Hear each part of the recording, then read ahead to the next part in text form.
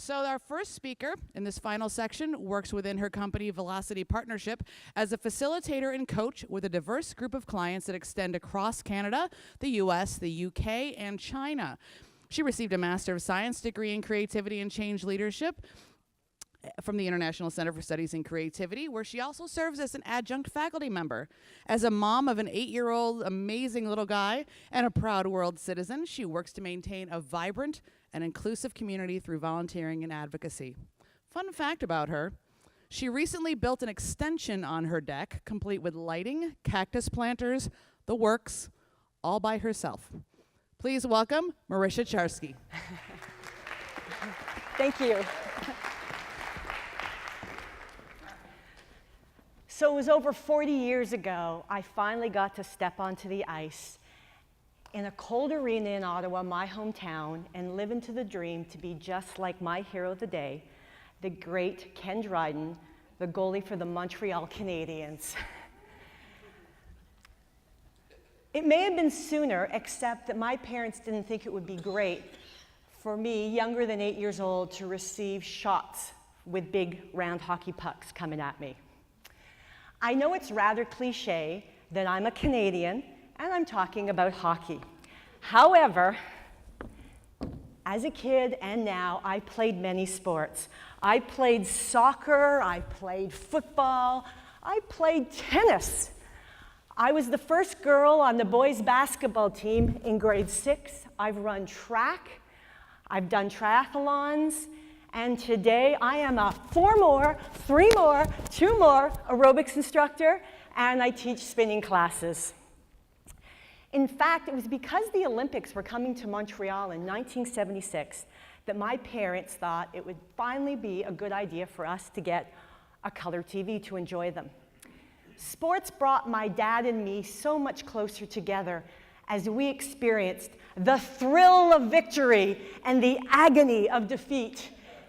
In the words of the ABC Wild World of Sports commentator, Jim McKay, I always knew that sports and athleticism was teaching me a lot of life lessons, but it was probably in the last 15 years that I started to see how those transcended into my career as an entrepreneur and most recently as a creativity practitioner.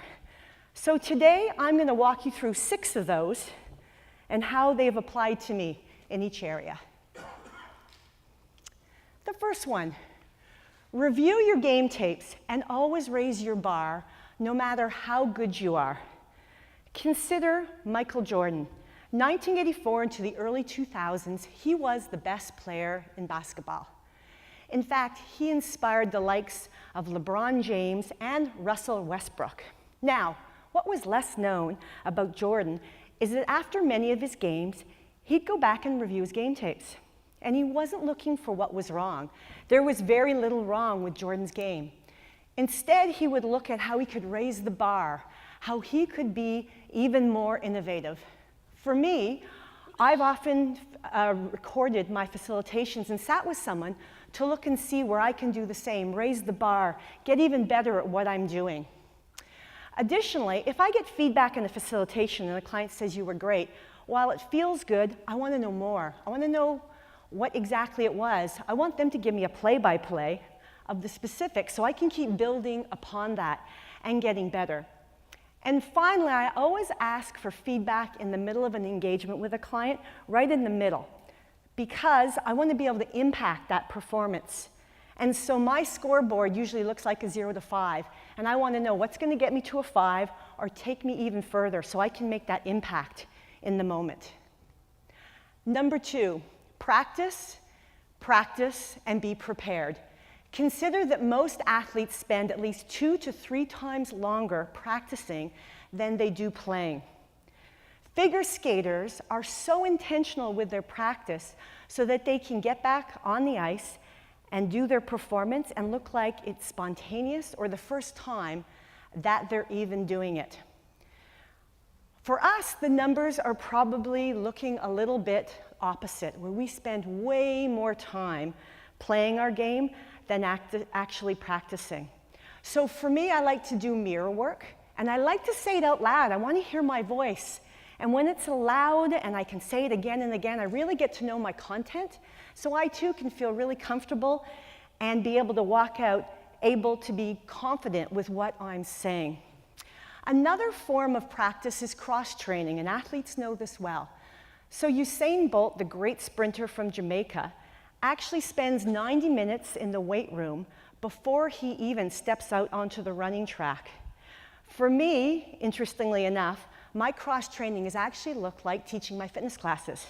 Nothing like getting up at 6:45 a.m. to teach a class in front of 15 people, to be able to take that comfort of being in front of people again and again back into the classroom or to any kind of a training environment. Number 3, refuel your energy tank. Any great athlete knows that good nutrition, restoration, and sleep are absolutely critical to their performance. In fact, the New York Yankees, just in last year's spring training, canceled their morning practices so their players could sleep in. The Toronto Raptors basketball team recently canceled their shootout on game day for the same reason. Roger Federer, who's on this picture, took 6 months off last June after a rough 2015, so in his word, that he could rest and also reset his ideas about the game.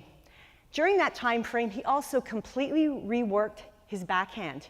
And this weekend, he won the Masters in Shanghai and beat Rafael Nadal. And he's won 2 Grand Slams this year and is considered to be playing the best tennis of his life. All of you work incredibly hard, and I know at times you get burnt out, and we don't take the time we need to actually restore. So restoration, even if you're not working muscles the way an athlete does, can look like, and does for me, regular massage, chiropractics, osteopathy, anything that allows that body to restore itself. The other area is around vacation time. So 1 week isn't enough, quite frankly, if you're working really hard to completely restore yourself. And athletes have that sort of baked into the way their season works because they're off. That doesn't happen for us. So we've got to work really hard and be intentional around protecting that time and making sure that we don't have clients or colleagues working into our vacation time. So the boundaries are important. And speaking of boundaries, another area where I work very hard to be deliberate around this is when I'm leading a program in another city. Because what's more tempting than being in another city than to go out and enjoy it, stay up with your colleagues, drink a little later into the night? But I really work hard at getting to bed early so I can wake up. And for me, having a run first thing in the morning before I lead a program is really important. So all of that plays into it. Create a great team around you. This September, Sloane Stephens stood at center court at the US Open of Tennis. She was celebrating her win. What was even more amazing about that is that in January, she was watching the Australian Open of Tennis with a broken ankle on the TV. She was 235th in the year. So at center court, where the celebration was occurring, the commentator said, "Sloane, like, what makes you so great?" She didn't even hesitate. She said, "It's my team." She talked about the key players on her team, but she also mentioned her mom, and she mentioned the player in front of her, Madison Keys, which was actually the biggest surprise. That collaboration is important for her as a part of her team. Teams are critical, and it doesn't mean that your team just looks like the stats on the page. You've got to really look for that complementary team that works well for you. For me, when I'm building a team, I want to look at the people I most harmonize with, and quite frankly, I so much more enjoy co-facilitating than leading it and doing it by myself. So I always like to build a great team around me. Be present and mindful. Your ability to be in the moment, the here and now, and to listen openly and to see vividly is described as being present and mindful. When in this state, athletes report the game around them moving in slow motion. I find as a goaltender, when I'm in this space, I'm able to make saves. I have actually no idea how I made them.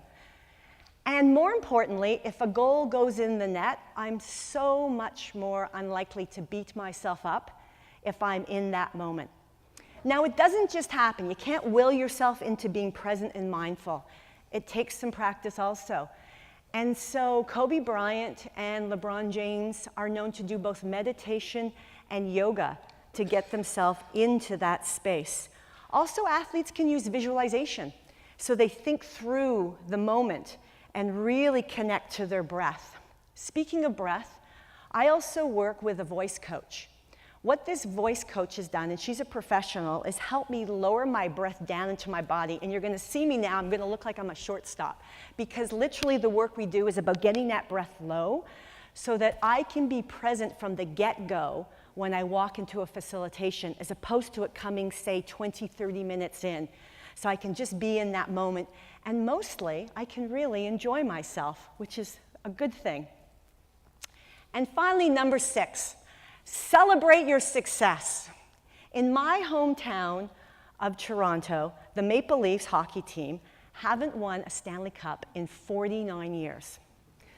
The Chicago Cubs baseball team, up until last year, hadn't won the World Series for 108 years. Yet, with every time a player crossing home plate, the Cubs would celebrate.